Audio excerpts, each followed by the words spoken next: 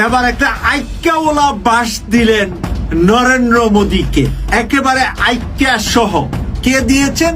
সার্জিস হাসনাতকে গণপিটুনি দিল কারা? আপনার সাধারণ শিক্ষার্থীরা।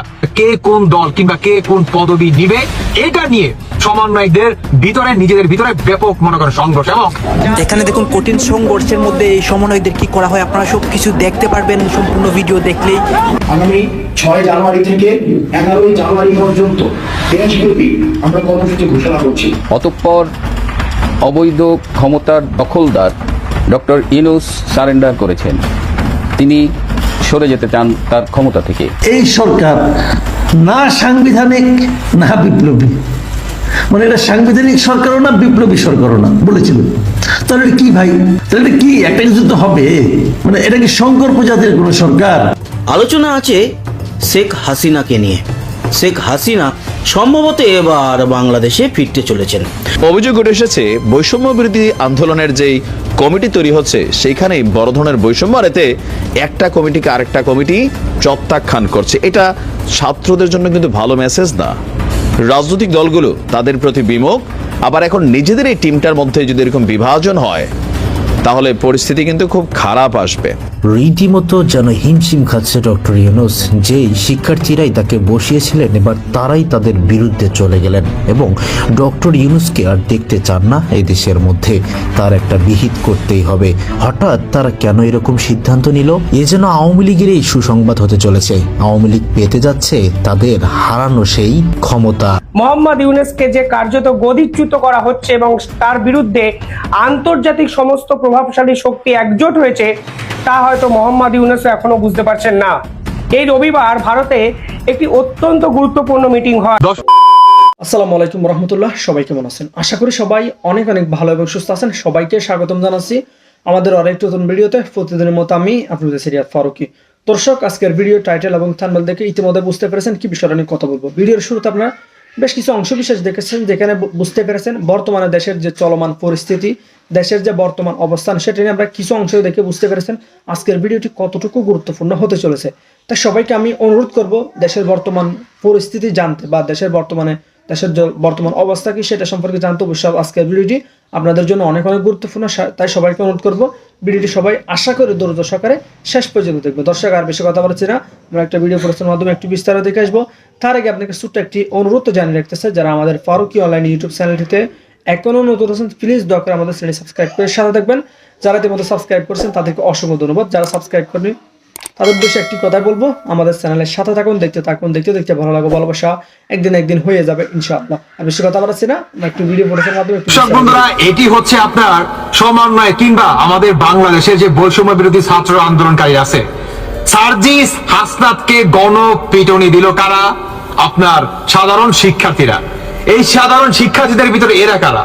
এরা হচ্ছে বাংলাদেশের, আপনারা অনেকে জানেন যে সমন্বয়কারীরা সরকার গঠন করতেছে এবং এটাই হচ্ছে আপনার সরকার গঠনের একটা নমুনা। মানে জাতীয় নাগরিক কমিটির একটা সম্মেলনে মানে কে হবে এমপি, কে হবে রাজা, কে হবে প্রজা, মানে আপনার কে কোন দল কিংবা কে কোন পদবি নিবে এটা নিয়ে সমন্বয়কদের ভিতরে নিজেদের ভিতরে ব্যাপক মনে করেন সংঘর্ষ। এবং সেই সংঘর্ষের ভিতরে সার্জিস আর হাসনাতকে গণপিটুনি দেওয়া হয়। তাহলে অনেকে আপনারা বলতে পারেন যে ভাই, এখানে সার্জিস আর হাসনাতকে কেন গণপিটুনি দিবে? গণপিটুনি দেওয়ার রিজন আছে। কারণ আপনার সার্জিস আর হাসনাত মানে আপনার কিভাবে বা কার মাধ্যমে মোটা অঙ্কের একটা ফান্ড আপনার আসবে এবং লুটপাট করবে কিংবা টেন্ডারবাজি করবে, এটা হচ্ছে সার্জিস আর হাসনাত তাদের আপনার নিজস্ব মানুষ বসাতে চায়। মানে যেমনটা বসেছে আপনার উপদেষ্টা আপনার কি বলে আসিফ আর হচ্ছে নাহিদকে, ঠিক তেমন ভাবে এদেরকে বসাতে চায়। এটার জন্যই আপনার নাগরিক কমিটির যে সাধারণ যে শিক্ষার্থীরা আছে তাদের নিজেদের ভিতরে এবং সার্জিসকে গণপিটুনি দেওয়া হয় যে সব জায়গায় তোমাদের দল কেন বসাইবা। আমি একটা জিনিস চিন্তা করি ভাই, যে বিএনপি নির্বাচনের জন্য পাগল হয়ে গেছে এবং বিএনপি চায় আওয়ামী লীগকে আপনার নির্বাচনে আনার জন্য। বিএনপি বলছে যে আপনার ফেব্রুয়ারি কিংবা মার্চের ভিতরে যদি নির্বাচন না দেন, তাহলে আমরা 1 ঘন্টাও আপনাদের পিছনে ব্যয় করব না। মানে আমাদের বাংলাদেশে আপনার দ্বিতীয় আরেকটি 5 আগস্ট হলেও হতে পারে, যদি তারা এর ভিতরে আপনার নির্বাচন না দেয়।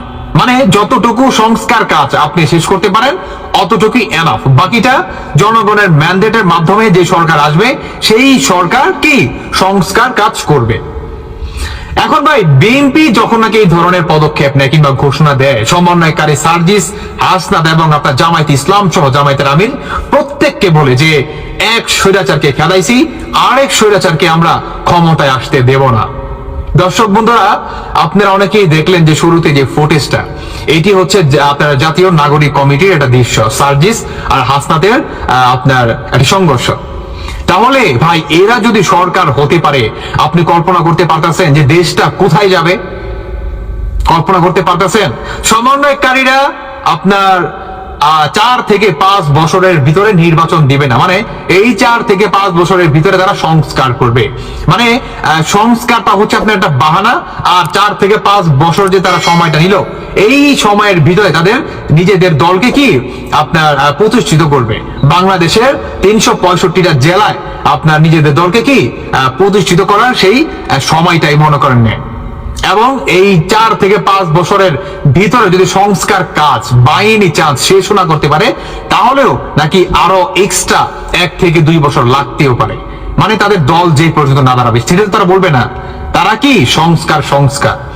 আপনি কল্পনা করতে পারেন যারা নাকি এখন পর্যন্ত নিজেদের দল এক ডিস্ট্রিক্ট থেকে আরেকটা ডিস্ট্রিক্টে পর্যন্ত মনে করেন সরাই নাই, তারাই যদি ভাই পদ পদবীর জন্য এখনো যদি চেয়ার দিয়ে বাইরে মারামারি শুরু হয়, তাহলে তারা যদি সরকারে বসতে পারে, কে হবে এমপি, কে হবে মন্ত্রী, কে হবে রাষ্ট্রপতি, মানে এটা নিয়ে যে কি পরিমাণ নিজেদের ভিতরে গুলাগুলি হবে এবং একটা পর্যায়ে বাংলাদেশটা তালেবান করে ফেলবে এরা।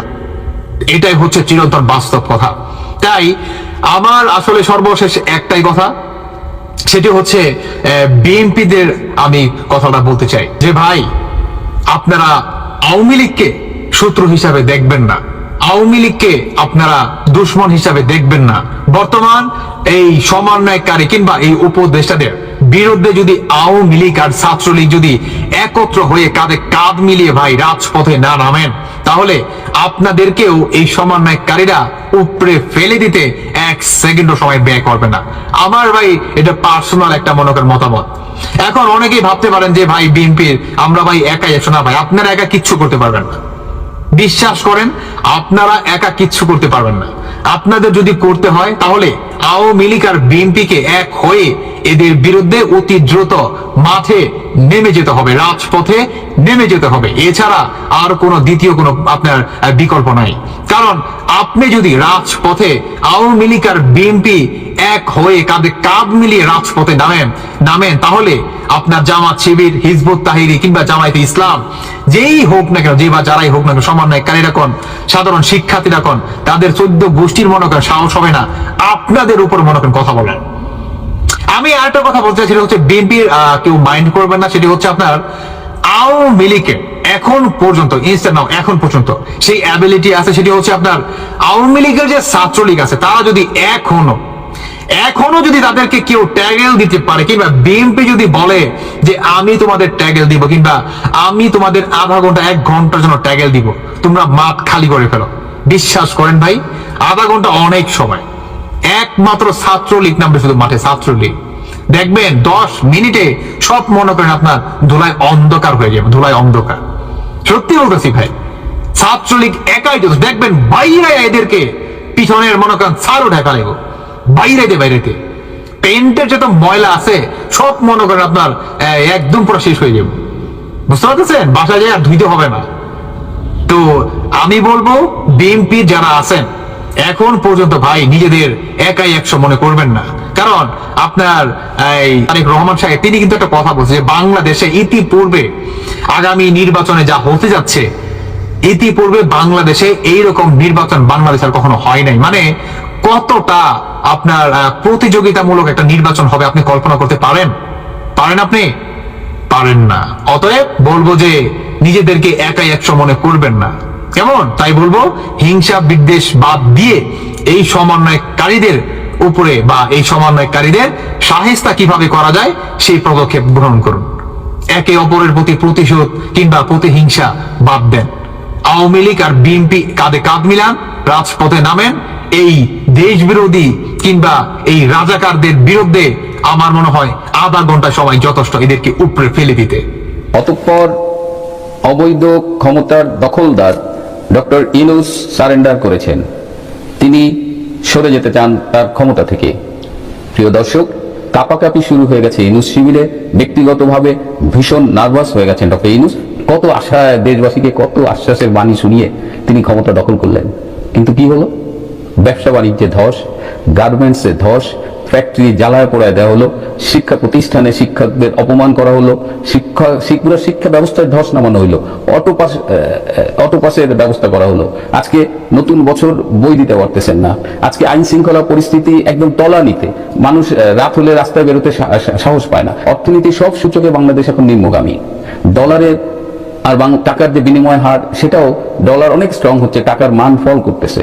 কোথাও কোনো সাফল্য নেই। আপনি বিরোধী রাজনৈতিক দল, বিশেষ করে আওয়ামী লীগের যেভাবে নির্যাতন নিপীড়ন করছেন, কোথাও নাই। এবং এখন কিন্তু আওয়াজ দিচ্ছে যে ক্ষমতা ছেড়ে আমি আমার আগের কাজে ফিরে যাব, সেই ভিক্ষুকের মতো আর কি। বাংলাদেশের 12টা বাজিয়ে তিনি আজকে চলে যাওয়ার কথা বলছেন। সম্প্রতি তিনি একটা মিটিং করেছেন এই ছাত্র সমন্বয়কদের সাথে। সেখানে তিনি বলেছেন যে তোমরা একটা নতুন প্রধান উপদেষ্টা খুঁজে নাও, আমি আর পাচ্ছি না। কি মামা বাড়ির আবদার আর কি, মানে দেশটার 12টা বাজায় এখন উনি ছাত্র সমন্বয়কদের বলছে আমি পাচ্ছি না। তার কাছের কিছু মানুষের সাথে আমার যোগাযোগ আছে, আমার কথা হয়, তো তারাই আমাকে বলেছে যে ডক্টর ইউনূস ভীষণ নার্ভাস হয়ে পড়েছে। তিনি এখন মাঝে মধ্যে প্রলাপ বকছেন, স্বগতোক্তি করছেন। তিনি বলছেন যে আমার উপদেষ্টা পরিষদ গঠনটা ঠিক হয়নি, আমি যদি সব দল নিয়ে এই একটা জাতীয় সরকার করতাম, সবাই মিলে 1-2 বছরের মধ্যে রাষ্ট্রের কিছু মৌলিক সংস্কার করে আমরা যদি একটা নির্বাচন দিতে পারতাম। আবার তিনি কখনো বলছেন যে আওয়ামী লীগকে এভাবে নির্যাতন করলাম, এটা বোধহয় ঠিক হলো না, যে এরকম নানা রকমের কথা বলছেন। আবার বলছেন এই যে ভারতের বিরুদ্ধে স্ট্যান্ড নিলাম, এটা নিয়ে তিনি চিন্তিত। তিনি কিন্তু ক্ষমতা নেওয়ার আগেই ভারতকে ইনডাইরেক্টলি থ্রেট করেছিলেন যে উনি 7 সিস্টারকে আনরেস্ট করে দিবেন আর কি। তো এখন কি অবস্থা তার? এই যে কদিন আগে দেখলাম যে ভারতীয় রাষ্ট্রদূতের বাসায় গেছেন এবং সেখানে 1 ঘন্টা তিনি 1-to-1 মিটিং করেছেন। আমি কখনো দেখি নাই বাংলাদেশের কোনো সরকার প্রধান কোনো দেশের রাষ্ট্রদূতের বাসায় গিয়ে 1-to-1 1 ঘন্টা মিটিং করেছে। বাসায় যেতে পারে যদি কোনো বিশেষ প্রোগ্রাম থাকে, বা কখনো কখনো এই যে কোনো বিশিষ্ট ব্যক্তি মারা গেলে শোক বইয়ে স্বাক্ষর করে, সেটা একটা প্রোটোকল, সেটা যায় আবার চলে আসে। কিন্তু সেই গোপন মিটিং, এবং তিনি মিটিংয়ে সারেন্ডার করেছেন। He simply surrender to the Indian high commissioner in Bangladesh. তিনি সারেন্ডার করেছে। কথায় কথায় তিনি বলেন যে ভারতের সাথে আমার খুব ভালো সম্পর্ক, সেখানকার অনেকগুলো বিশ্ববিদ্যালয়ে আমার সোশ্যাল বিজনেস নিয়ে পড়াশোনা করা। কিন্তু আবার ইনি প্রতি মুহূর্তে মানে সুযোগ পেলে ভারতকে একা দেখে নিয়েছেন, ভারতকে তা অ্যাটাক করবে, ভারতের সাথে যুদ্ধ বাঁধাবে, পাকিস্তানের সাথে তিনি সখ্যতা শুরু করছেন, ভারতকে সব কিছুতে সাইড করার চেষ্টা করছেন। ভারত কিন্তু তাদের এই ট্র্যাপে পা দেয় নাই। ভারত একবারও বলে নাই যে বাংলাদেশকে আক্রমণ করবে বা হেই করবে সেই করবে। ভারত তার খেলাগুলো কিন্তু ঠিকই খেলছে। একটা বিদ্রোহী আরাকান বাহিনী, আপনি তার সাথেই পারতেছেন না, আপনি ভারতের সাথে কি যুদ্ধ করবেন? ভারত বিভিন্ন সাপ্লাই প্রোডাক্ট নিয়ে, এই যে বিভিন্ন নিত্য প্রয়োজনীয় দ্রব্যাদি যেগুলো আমরা ভারত থেকে ইম্পোর্ট করি বাংলাদেশে, সেগুলো সাপ্লাই নিয়ে কিন্তু মাঝে মধ্যেই ঝামেলা করতেছে। ভারত জানে যে বাংলাদেশকে কোথায় টাইট দিতে হয়। আর ইউনূস, আমি অনেক আগে একটা এপিসোডে বলেছিলাম যে ইউনূসের মতো লোকরা হলো খুব স্বার্থপর। এরা আপনার এক হাত গলায় রাখবে আর এক হাত পায়ে রাখবে। যখন প্রয়োজন হবে এদের স্বার্থের জন্য এরা আপনার পায়ে ধরবে, আবার স্বার্থ খুলে হলে এরা আপনার গলাটা চেপে ধরবে। এরা ভারতের সাথে এই স্ট্র্যাটেজি নিয়ে, তার কিছু উপদেষ্টাও আছে, ভারতকে এই করবে, বাংলাদেশের ম্যাপ অনেক বড় করে ফেলবে, ভারত দখল করে ফেলবে, কলকাতা 4 দিনে দখল করবে, সেখান থেকে আমেরিকা দখল করবে। এই যে উদ্ভট একটা এখন কিন্তু পুরো কাপাকাপি শুরু হয়ে গেছে, মানে ইটস আনবিলিভেবল। আপনি গত 4 দিনের সমন্বয়কদের তেমন কোনো কথা শুনছেন? এই যে আসিফ নজরুল, সৈয়দা রিজওয়ানা, আরো কত উপদেষ্টা, তাদের কোনো আওয়াজ শুনছেন? সবাই কিন্তু দোয়া ইউনূস পড়া শুরু করছে। যাই হোক, আপনারা আমার চাইতে অনেক বেশি ভালো জানেন, আপনারা দেশের খোঁজ রাখেন। কিন্তু আজকে যে শিরোনামটা দিয়েছি আমার এই এপিসোডে, আমি আবারও সেই আমার একটা সমস্যা, বা এটাই হয়তো নিয়ম, যে আমাকে যারা সব বিভিন্ন তথ্য দেন তাদের প্রতি আমি দায়বদ্ধ, যে আমি এই আইডেন্টিফাইড হওয়ার মতো কিছু বলবো না। তো বাংলাদেশের একজন আন্তর্জাতিক খ্যাতিসম্পন্ন আইনজীবী, যাকে এক নামে আপনারা সবাই চেনেন, এবং যিনি ব্যক্তিগতভাবে এই অন্তর্বর্তীকালীন সরকারের একজন অন্যতম সমর্থক, ডক্টর ইউনূসের সমর্থক, তিনি ব্যক্তিগত আলাপচারিতায় একজন আইনজীবীকে বলেছেন, doctor Yunus is finished, he is dead, we are waiting for his funeral, coat unquote. তার মানে ডক্টর ইউনূসের সময় শেষ, রাজনৈতিকভাবে সে ব্যর্থ, সে মৃত, আমরা তার সৎকারের অপেক্ষায় আছি, তার মানে তার বিদায়ের অপেক্ষায় আছি। এই যে স্টেটমেন্টটা, এবং যিনি বলেছেন তিনি ইউনূসের একজন খুব বড় ওয়েল উইশার, এবং তিনি এই যে ইউনূসের এই প্রক্রিয়া, আমার বিশ্বাস যে এই সব কিছুর সাথে তার একটা সায় ছিল, গ্রিন সিগন্যাল ছিল, কারণ তিনি পশ্চিমা একটা দেশের খুব বিশ্বস্ত একজন মানুষ। তো এই একটা স্টেটমেন্টের মধ্য দিয়েই আজকে ইউনূসের অবস্থা বোঝা যাচ্ছে, এবং ইউনূস এখন ছেড়ে দে মাকে দেও আছি, হি রিয়েলি ওয়ান্টস টু গো, কিন্তু তার প্রস্থান, তার সেফ এক্সিট, এই বিষয়গুলো এখনো অমীমাংসিত। It's not that easy. অন্তর্বর্তী সরকারের পেছনের মূল শক্তিটি কে? কে পেছন থেকে সবকিছু কলকাঠি নাড়ছে? এবং অনেকেরই ধারণা যে জামাতে ইসলামী বর্তমান সরকারের মূল নিয়ামক শক্তি, শিবির সবকিছুর সঙ্গে জড়িয়ে পড়েছে। মানুষের এই যে ধারণা, সেই ধারণাটির স্পষ্ট একটি বার্তা দেওয়ার চেষ্টা করছেন, বা যেভাবেই হোক বেরিয়ে পড়েছে জামাতের আমির ডাক্তার শফিকুর রহমানের মুখ থেকে। ডাক্তার শফিকুর রহমান সম্পর্কে সাধারণ মানুষের মধ্যে কদিন আগেও বেশ পজিটিভ ধারণা ছিল। তিনি বিজ্ঞান মানুষকে চিন্তাভাবনা করে থাকেন, সেগুলো ছড়িয়ে দেওয়ার চেষ্টা করেন। জামাত ক্ষমতায় গেলে একটি আধুনিক মডারেট ইসলামিক কান্ট্রি হিসেবে গড়ে তোলা হবে, নারীর স্বাধীনতা দিবে, এবং আরো অনেক কিছু। এমনকি ৭১ সম্পর্কেও তিনি মাঝে প্রসঙ্গ করে বলেছেন যে জামাতে ইসলামী ৭১ ভুল করে থাকে তাহলে জামাতের ক্ষমা চাইতে কোনো বাধা থাকবে না, যদি দিয়ে বলেছেন। যাও, এগুলো তার পাণ্ডিত্য, দূরদর্শিতা, মানুষকে হিপনোটাইজ করা এক ধরনের ক্ষমতা নিঃসন্দেহে তার মধ্যে আছে, কিন্তু সেগুলো আস্তে আস্তে খোলাসা হয়ে পড়ছে। যেমন শুক্রবার নাটোরে জামাতের কর্মী সম্মেলনে তিনি কি বক্তব্য দিলেন, হয়তো অনেকেরই চোখ এড়িয়ে গেছে, কান এড়িয়ে গেছে। তিনি কি বলছেন, একটা প্যারা বলি। ফ্যাসিবাদ ক্ষমতায় থাকা অবস্থায় অবৈধভাবে তিনটি নির্বাচনের তাণ্ডব চালিয়েছে, কথা সত্য। যারা নির্বাচনে বিশ্বাস করে না তাদের আবার কিসের নির্বাচন, এটা একটু বিতর্কিত কথা। কারণ আওয়ামী লীগ নিঃসন্দেহে নির্বাচনে বিশ্বাস করেন, উদার গণতান্ত্রিক নির্বাচনে, তাদেরকে আবার কি জন্য নির্বাচন আনতে হবে, যা এটাও বাদ দিলাম। তিনি বলছেন বর্তমান সরকার জরুরি, অতি জরুরি সংস্কারগুলো করে দ্রুত নির্বাচন দিয়ে চলে যাবে। জনগণ যাকে ভালোবাসবে, যাদের উপর বিশ্বাস রাখবে, তাদেরকে এই নির্বাচনের জন্য জয়ী করবে। যাও, মাঝের কথাটি আরেকটু খেয়াল করে শোনা দরকার। বর্তমান সরকার জরুরি, অতি জরুরি সংস্কারগুলো করে দ্রুত নির্বাচন দিয়ে চলে যাবে। মানে মনে হচ্ছে ডাক্তার শফিকুর রহমান, আর তিনি জামাতের আমির নন, তিনি সরকারের প্রধান। ডক্টর মোহাম্মদ ইউনূসের স্টিয়ারিং তার হাতেই। ডক্টর মোহাম্মদ ইউনূস যেমন গত কয়েকদিন আগে বলেছিলেন, মন্তব্য করেছেন যে সংস্কার চাইলে আমরা করবো, না চাইলে আমরা নির্বাচন দিয়ে চলে যাব। ডাক্তার শফিকুর রহমানের এই বক্তব্যটি তার জ্ঞাতসারে কিংবা অজ্ঞাতসারে যেভাবেই হোক মুখ থেকে বেরিয়ে পড়েছে যে বর্তমান সরকার জরুরি, অতি জরুরি সংস্কারগুলো করে দ্রুত নির্বাচন দিয়ে চলে যাবে। বাস্তবতা হচ্ছে এটি, সবকিছু জামাতের কথাটি নিয়ন্ত্রিত হচ্ছে, এবং তারা এই মুহূর্তে দ্রুত নির্বাচনের দাবি করছে। আমি বরাবরই গত কয়েকটি কন্টেনারে বলেছি যে এইগুলো তাদের স্রেফ আইওয়াশ, তারা দ্রুত নির্বাচন চায় না। যেহেতু দ্রুত নির্বাচনের একটি দাবি সর্বমহল থেকে উঠেছে, সাধারণ মানুষের বর্তমান সরকারের যে সাংঘাতিক একটা সব ক্ষেত্রেই বিশৃঙ্খল অবস্থার মধ্যে পড়ে গেছে বা তারা নিয়ন্ত্রণ করতে পারছে, সেই জায়গা থেকে মানুষ চায় দ্রুত নির্বাচন। যেহেতু মানুষের পাশ বোঝার চেষ্টা করে, কিছু করুক আর না করুক, অন্তত বোঝার চেষ্টা করে জামাত ইসলামী, সেহেতু তারাও বলছে দ্রুত নির্বাচনের প্রয়োজন। এখন কথা হচ্ছে যে অনেকে যদি বলেন যে তাহলে জামাত যদি কিছু নিয়ন্ত্রণ করে থাকে সরকার, তাহলে সমন্বয়করা কি করছে? আমি নিজেই বলি সমন্বয়করাও রাষ্ট্র পরিচালনার সঙ্গে অঙ্গাঙ্গিভাবে জড়িয়ে পড়েছে।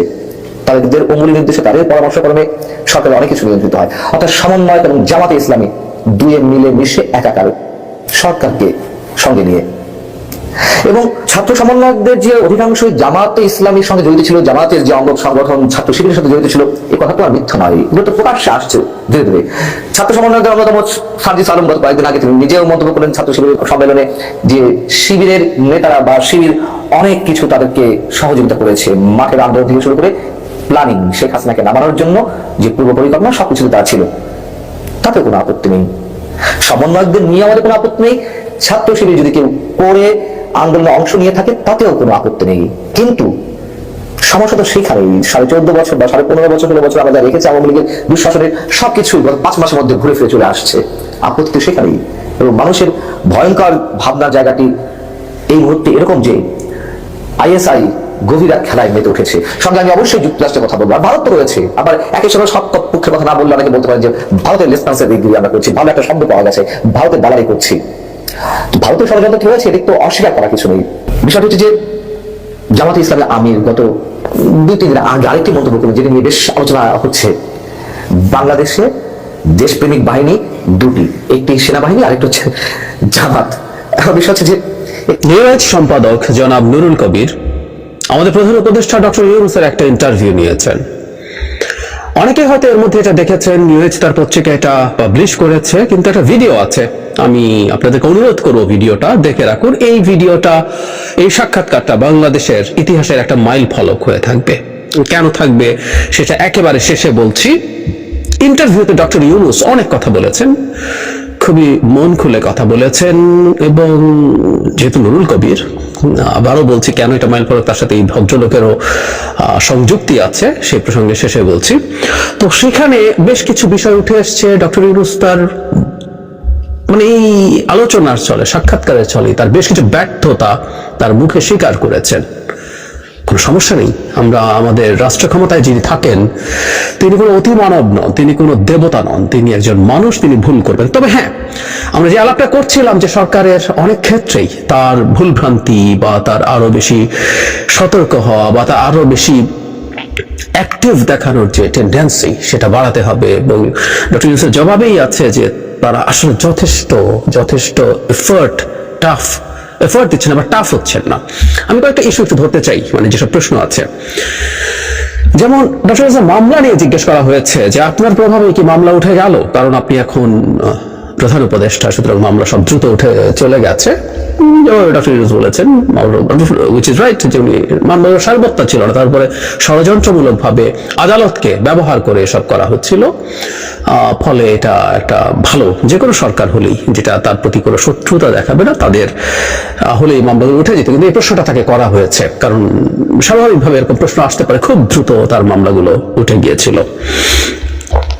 ছাত্ররা তাকে চাকরি, ছাত্র প্রচুর করছেন, আরো অনেকে আছেন, সেটা জবাব উনি খুব অনেস্টলি দিয়েছে। যেটা হলো সত্যিকার অর্থে ছাত্ররাই তার সাথে যোগাযোগ করেছিল, ছাত্ররাই তার এমপ্লয়ার, উনি সত্য কথাটাই বলেছেন। কিন্তু এখানে একটা সমস্যা আছে, সমস্যাটা হচ্ছে এটা বলা যাবে যে ছাত্ররা তাকে এমপ্লয় করেছেন, কিন্তু উনি অনেকগুলো ইন্টারভিউতে, অনেকগুলো স্পিচে বারবার ছাত্ররাই অভ্যুত্থান করেছে, মানে বিপ্লব বলতেন উনি, সর্বশেষ ভাষণে বলছেন, এর আগে বিপ্লব বলতেন। এখানে খুব মেজর সমস্যা আছে, এই বিপ্লব শুধু ছাত্ররা করেন, এমনকি যে ছাত্র জনতার বিপ্লব বা অভ্যুত্থান বলা হয়, মানে ছাত্র কথাটাকে আমরা আলাদা করছি জনতার কাছ থেকে, ছাত্ররা জনতা নন এরকম মনে হয়, আলাদা করে তারা একটা আইডেন্টিটি তৈরি করছেন। এটাও আমার কাছে ব্যক্তিগতভাবে ভালো লাগে না, খানিকটা শহীদ বুদ্ধিজীবী দিবসের মতো, তাদের জন্য আলাদা দিবস। যাই হোক, তিনি এই ব্যাপারটা বলেছেন, কিন্তু আমি তার অন্যান্য ক্ষেত্রে ব্যবহার নিয়ে সন্তুষ্ট নই। তিনি ব্যবহার করেছেন যেখানে প্রয়োজন ছিল না। তাকে উপদেষ্টা কেন নাম, উপদেষ্টা কাকে উপদেশ দেন ইত্যাদি ইত্যাদি, তিনি প্রধান উপদেষ্টা, উনি খুব সরল ভাবে বলেছেন, উনি সব নামটাম খুঁজতে চান না। আমিও মনে করি ইটস নট দ্যাট ইম্পর্টেন্ট, নামে কি আসলো গেল, গোলাপকে যে নামে ডাকাই হোক না কেন, সেটা সৌরভ ছাড়ার ব্যাপারটা এরকম। ওনার উপদেষ্টা পরিষদ নিয়ে নানান রকম অভিযোগ, এমনকি ওনার সামনে খুব স্পষ্টভাবে এই প্রশ্ন গড় করেছেন জনাব নুরুল কবির, যে ওনার বাড়ি যেহেতু চিটাগাং, তিনি চিটাগাংয়ের মানুষকে আরো বেশি প্রায়োরিটি দিয়েছেন, এনজিওর লোকজন বিভিন্ন, মানে এটা কিভাবে সিলেক্ট করা হয়েছে, তাকে কারা কারা তালিকা দিয়েছে। ডক্টর ইউনূস বলছেন তেমনি খুব বেশি চিন্তা করে করা হয়নি, তাকে বলা হয়েছে এরা এরা আছেন, তিনি বলছেন এর মধ্যে তিনি যাদেরকে চেনেন তাদেরকে বলেছেন, দিয়ে দিয়েছেন, খুব ভাবে চিন্তা করা হয়নি। এটা সরল স্বীকারোক্তি, কিন্তু এর মধ্যে একটা খুব মেজর ডিসপিউট তৈরি হতে পারে। সেটা হচ্ছে উনি বলছেন যে খুব তাড়াহুড়ো করে এটা করতে হয়েছে, আজই শপথ নিতে হবে বা কালই নিতে হবে, এরকম পরিস্থিতিতে বা প্রেক্ষাপটে। তাহলে আমরা প্রশ্ন করতেই পারি যে খুব তাড়াহুড়োর মধ্যে যে উপদেষ্টা পরিষদ হলো, তারপর তো আসলে খুব অল্প 2-3 জন যুক্ত হলো বা কাউকে পরিবর্তন করা হলো না। তার মানে কি এই এন্টায়ার উপদেষ্টা পরিষদে কেউ ভুল ছিলেন না? ভুল থাকলে তো তাকে উপদেষ্টা পরিষদে রাখাটা দরকার ছিল না। নেওয়া হলো, বের করে দেয়া, তাকে সেখান থেকে সরিয়ে দেয়া, সেটা হতে পারতো। আরো নতুন অনেক উপদেষ্টা নেওয়া হতে পারতো কাজ করার জন্য। মানে তার মতো সরকার তো কাউকে তার দায়িত্ব থেকে সরিয়ে দেয়, সমস্যার কিছু নাই। শেখ হাসিনা এটা করতে চাইতেন না, কারণ তিনি অমনিপটেন্ট এবং তার ডিসিশনে কোনো ভুল নাই, এই ইমেজ তৈরি করতে চাইতেন বলে যত কিছু হোক না কেন তার মন্ত্রীরা দায়িত্বে থেকে যেতেন, ক্ষমতায় থেকে যেতেন। কিন্তু তিনি যত সহজভাবে বললেন একটা রাষ্ট্রের দায়িত্ব নেওয়ার ক্ষেত্রে এই ব্যাপারটা খুব জরুরি। এবং ডক্টর ইউনূসকে যখন নুরুল কবির প্রশ্ন করছেন যে প্রচুর সমালোচনা হচ্ছে, অনেকেই অনেক ব্যর্থতা আছে, প্রবলেম আছে, উনি এটা স্বীকার করছেন, মানে জানতে চান বারবার যে আপনি এগুলো খেয়াল করেন। আমরা এটা খেয়াল করছি যে তিনি সত্যি যথেষ্ট খোঁজ খবর রাখেন, যে হ্যাঁ এগুলো হয় তিনি জানেন, কিন্তু সমালোচনায় খুব বেশি মাথা ব্যথা নেই এবং তাদেরকে ব্লেম করার তেমন কিছু পান না বলে তিনি বলেন। কারণ বলছে তাদেরও অভিজ্ঞতা নেই, আমারও নাই, আমিও ভুল করছি, সো আমি কিভাবে তাদেরকে দোষ দেব। আবারও বলছি, খুব মানে সহজে বলে ফেলা হলো। ডক্টর ইউনুস আসলে ওটা ওনার বিনয়, উনি কত বড় মাপের মানুষ তার প্রমাণ দিচ্ছেন, কোনো সন্দেহ নেই, কিন্তু এর মধ্যে আমার দ্বিমতের জায়গা আছে। সেটা হলো তিনি আসলে পারফর্ম করতে হবে, উনি আসলে ওটা খুব বড় শর্ত না প্রধান উপদেষ্টার, আমি মনে করি। উনি এসছেন আমাদের ঐক্যের প্রতীক হিসেবে এবং আমাদের মাথার উপর ছাতার মতো হয়ে, এই ছাতা আমাদের বিপদ আপদ থেকে রক্ষা করবে। কিন্তু যে জায়গায় উনি যথেষ্ট পরিবর্তন করতে পারে সেটা হচ্ছে উপদেষ্টা পরিষদ। পরিবর্তন করা, ক্যাবিনেট ভাগ করে দেয়া, এরকম অনেক পদক্ষেপ, যিনি পারছেন না তাকে দায়িত্ব থেকে অব্যাহতি দেয়া, এগুলো করতে হবে। সুতরাং উনি পারছেন না, ওনার অভিজ্ঞতা কম, উনিও সব ঠিকঠাক পেরে উঠছেন না, এটা অন্য অক্ষম, অযোগ্য, অদক্ষ, নন পারফর্মিং উপদেষ্টা রাখার যুক্তি হতে পারে না, আমি মনে করি।